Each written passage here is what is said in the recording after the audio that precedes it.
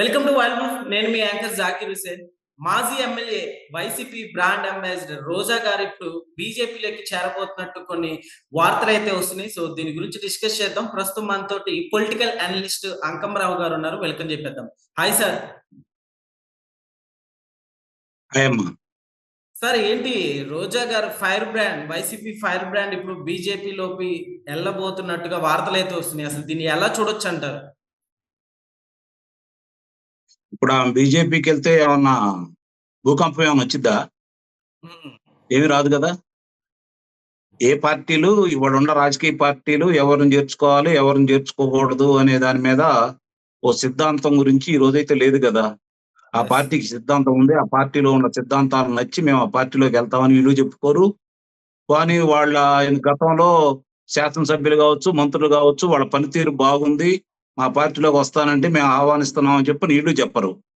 రాజకీయ అవసరాల కోసం ఈ రోజు ఒక్కొక్కళ్ళు ఒక్కొక్క పార్టీ పంచం చేరుతా ఉన్నారు.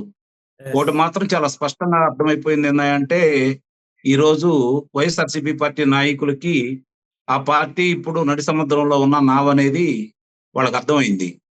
కాబట్టి ఏ చిన్న ఆధారం దొరికినా ఆధారాన్ని పట్టుకొని పక్కకెళ్ళిపోతా ఉన్నారు వాళ్ళు. ఆధారం లేని వాళ్ళు ఇంకా అక్కడే. అంటే ఇప్పుడు వరుసగా కేసులు వైసీపీ నేతల మీద కేసులు నడుస్తుంటే అవి వాటి నుంచి తప్పించుకోవడానికి ఏమన్నా బీజేపీ పక్క చేరారనుకోవచ్చా సార్? ఇక అది ఇది లేదు, అన్ని కలిసి వస్తాయి దాంట్లో.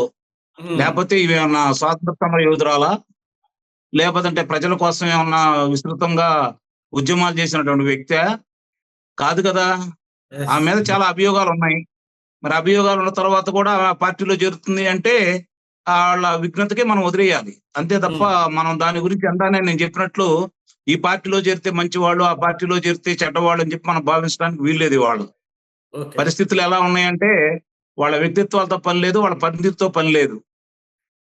వాళ్ళ బలోపేతం కోసం వాళ్ళు వస్తుంటే బలోపేతం అవుతుందని చెప్పి వీళ్ళు భావించి చెబుతున్నారు.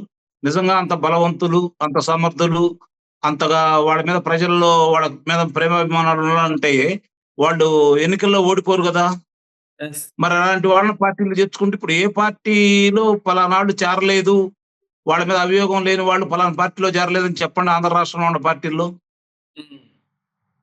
పలానా పార్టీ నిజాయితీ పరుల్ని, నిస్వార్థ పరుల్ని, సమాజ సేవ చేసిన వాళ్ళని, లేదంటే ఒక ఏదో విధంగా మంచి పేరు ప్రఖ్యాతలు ఉన్న వాళ్ళని చేర్చుకున్నారు. వీళ్ళే మా పార్టీలో శాసనసభ్యులు, వీళ్ళే మా పార్టీలో మంత్రులు, వీళ్ళు నిజాయితీ పరులు అని చెప్పిన ఒక్క పార్టీని చూపించండి భారతదేశంలో.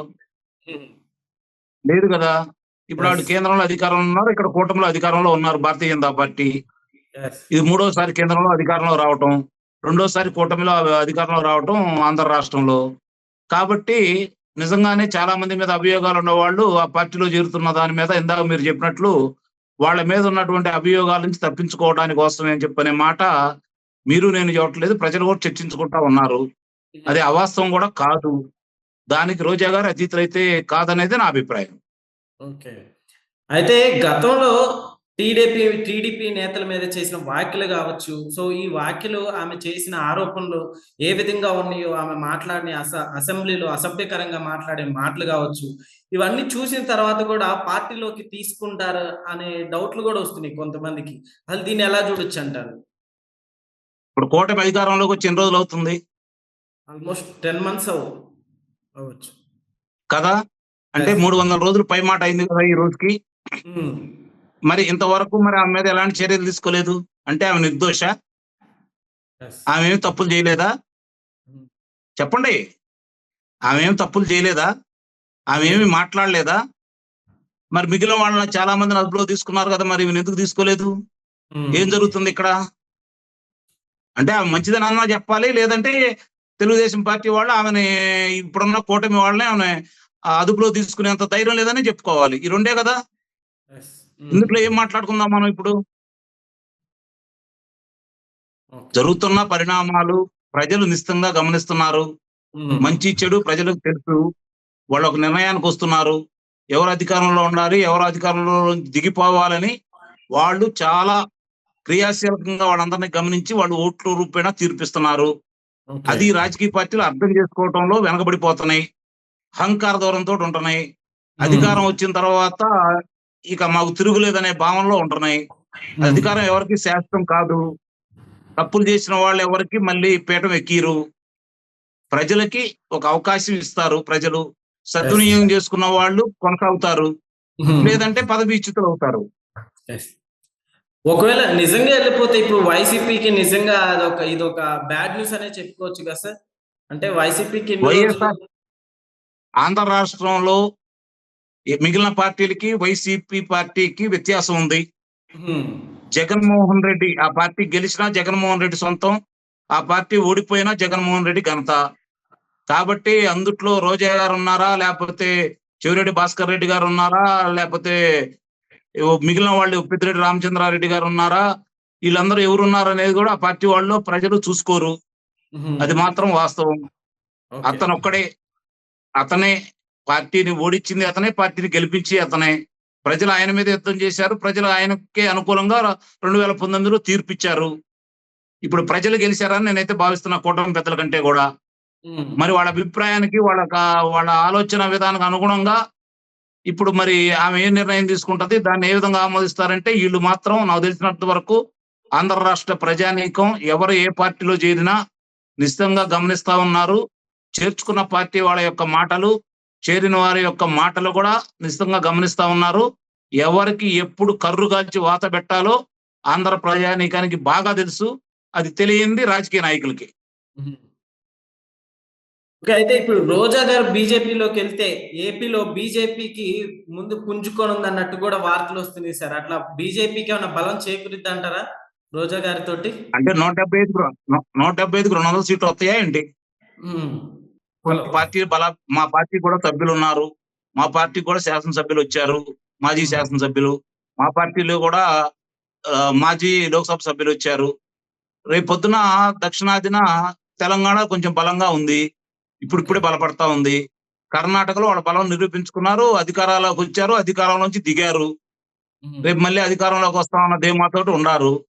ఆంధ్ర రాష్ట్రంలో తలకిందులుగా తపస్సు చేసినా, ఎంతమందిని వచ్చి కలుపుకొని వాళ్ళు ప్రయత్నాలు చేసినా, కలుపుకొనైతే ఎన్నికల్లో పాల్గొనాల్సిందే తప్ప 2029 ఎన్నికల నాటికి స్వతంత్రంగా వస్తానంటే, భారతీయ జనతా పార్టీని భుజానెత్తుకునే పరిస్థితుల్లో ఆంధ్ర రాష్ట్ర ప్రజానీకం లేదు. ఓకే. ప్రస్తుతానికి కూటమిలో ఉన్నారు గాబట్టి, రేపొద్దున ఇప్పుడు మొన్న 10 స్థానాలు పోటీ చేశారు.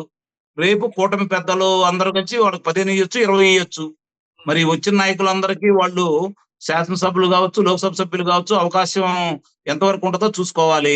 ఇది హ్మ్. గూడా గమనించుకోవాలి. కాపోతే ప్రజలు మీరనుకున్న దానికి మాత్రం ప్రజలు గూడా అదే అనుకుంటున్నారు. ఓకే. ఏమనుకుంటున్నారా అంటే, వీళ్ళ మీద ఉన్నటువంటి అభియోగాలను తప్పించుకోవడానికి ప్రస్తుతం కేంద్రంలో అధికారంలో ఉంది భారతీయ జనతా పార్టీ గాబట్టి, వేగవంతంగా వాళ్ళ మీద ఉన్న అభియోగాలవన్నీ విచారణ జరగకుండా ఉండటం కోసం మాత్రమే, ఆ హ్మ్. అభియోగాల నుంచి తప్పించుకోవడానికి మాత్రమే భారతీయ జనతా పార్టీలో చేరుతున్నారనేది మాత్రం ప్రజలనుకుంటున్నారు. కొంతవరకేంటిలెండి 90% అదే వాస్తవం కనపడతా ఉంది. ఓకే. అయితే ఇప్పుడు మరి బీజేపీ వచ్చేసి కూటమిలో ఉంది గదా సార్! ఇప్పుడు టీడీపీ తోటి ఆల్రెడీ అటాచ్ అయిపోయి ఉంది. ఈ టైంలో రోజా గారు బీజేపీలోకెళ్తే అసలు పరిణామాలు ఎలా ఉంటాయంటారు? ఏముండవు. అదే నేను జెప్తున్నాను. హ్మ్. ఇవాళున్న కూటమి పరిస్థితి గావచ్చు, ఆంధ్ర రాష్ట్రంలో అధికారంలో ఉన్న కూటమి పార్టీలకు గావచ్చు, భారతీయ జనతా పార్టీని కాదని ధిక్కరించి, పలానాళ్ళని చేర్చుకుంటున్నారు, మేము బయటికెళ్తామనే ఆలోచన ఈళ్ళకి లేదు.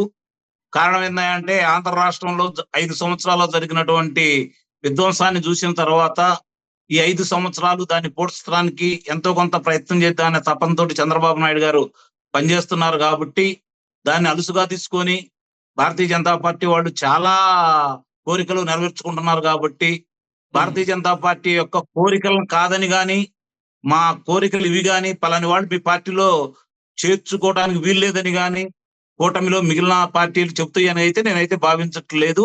భావించను కూడా. ఓకే. అంటే ఇక ఏ ఆప్షన్ లేక బీజేపీలోకెళ్లారంటారా సార్? నిస్సందేహంగా అనుమానమేముంది? హ్మ్. ఆ పార్టీ వైఎస్ఆర్‌సీపీ అధికారంలో వస్తదన్న ఆలోచన లేదు. ఎందుకంటే జగన్మోహన్ రెడ్డిని చూసి ప్రజలు భయపడ్డారు. హ్మ్. రాజకీయ పార్టీలు రాజకీయ పార్టీలు తప్పులు చేస్తే దించుతారు. వాళ్ళు పోరాడితే భుజానెత్తుకుంటారు. కానీ ఓకే. భయపడలే ఇంతవరకు ఏ పార్టీని చూసి కూడా ప్రజలు. తొలిసారిగా ఆంధ్ర రాష్ట్రంలో వైఎస్ఆర్‌సీపీ పార్టీని చూసి భయపడ్డారు. ఆ హ్మ్. భయం ఒక ఎన్నికకి, 2 ఎన్నికలకి పోతుందనైతే నేనైతే భావించట్లేదు. హ్మ్. ఆ భయం పోవాలి అంటే ఇప్పుడున్న కూటమి ప్రభుత్వం దానికంటే ఘోరంగా పరిపాలన చేయాలా. ఓకే. అంత ధైర్యం చేస్తారని అయితే నేను అనుకోవట్లేదు. హ్మ్. కాబట్టి మళ్ళీ ఆ పార్టీ పుంజుకుంటుందని అయితే నేను భావించట్లేదు. కాకపోతే ఓకే. కూటమి మీద ప్రజలు ఉంచిన విశ్వాసాన్ని నిలబెట్టుకుంటున్నారా లేదా అనేది ఇప్పుడు 10 నెలలే కాలం అయిపోయింది కాబట్టి కొన్ని హ్మ్. తప్పటడుగులు పడతా ఉన్నాయి. కొన్ని మంచి పనులు జరుగుతా ఉన్నాయి. చూడాలి. ఓకే. రోజా గారు బీజేపీలోకి వెళ్తే ఎలా ఉండబోతుంది సార్? అంటే ఇప్పుడు ఏపీలో నిజంగా ఇది ఒక బిగ్ బ్రేక్ న్యూస్ అనే చెప్పుకోవచ్చు. దీన్ని అసలు ఎలా చూడొచ్చంటారు ఫైనల్‌గా? ఏముండదు. ఏముండదంటారా? ఏముండదు. ఇలాంటి ప్రసార మాధ్యమాలు సామాజిక ప్రసార మాధ్యమాలకు గావచ్చు, హ్మ్. లేదంటే మ మ ముఖ్యమైన ప్రసార మాధ్యమాలకు గావచ్చు, 1, 2 రోజులు చర్చకొస్తది తప్ప అంతకంటే ఏముండదు. ఇంతకంటే గొప్పవాళ్ళు పార్టీలో మారినప్పుడో, లేదా పార్టీ నుంచి వెళ్ళినప్పుడో ఏమైంది ఇవాళ ఏదో కావడానికి? హుహు. Okay. Okay. Okay sir. Thank you. Thank you.